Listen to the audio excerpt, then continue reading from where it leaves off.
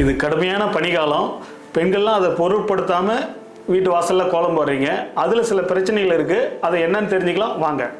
நாம் நல்லா இருக்கணும்னு நினைக்கக்கூடிய பெண்களுக்கு வரக்கூடிய பிரச்சனைகளிலிருந்து பாதுகாக்க வேண்டியது நம்மளுடைய கடமை. அது என்னன்னு தெரிஞ்சுக்கணும். முக்கியமாக அதிகப்படியான பனியால் மூளையில் இருக்கக்கூடிய 12 ஜோடி நரம்பில் 7வது நரம்பு முகத்துக்கு வந்து சப்ளை பண்ணுது.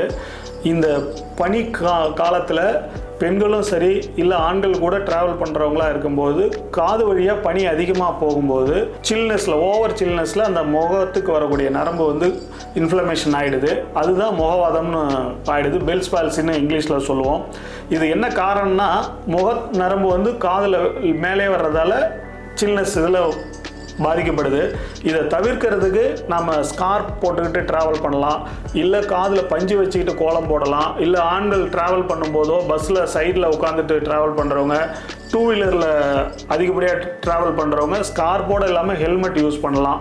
இந்த மாதிரியான காதை க்ளோஸ் பண்ணிவிட்டு ட்ராவல் பண்ணக்கூடிய போது அந்த பாதிப்பு வந்து குறைச்சிக்கலாம். அதாவது பனிக்காலத்தையும் நம்ம என்ஜாய் பண்ணணும், அதே நேரத்தில் நம்மளை பாதுகாப்புக்கிறதும் ரொம்ப முக்கியமானது.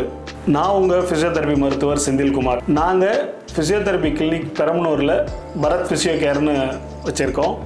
உங்கள் வலி மற்றும் வாதங்களை போக்குவதில் சிறப்பாக செயல்பட்டுட்டு வரோம். கடந்த 27 ஆண்டுகளாக இங்கே செயல்பட்டு கொண்டு இருக்கிறது.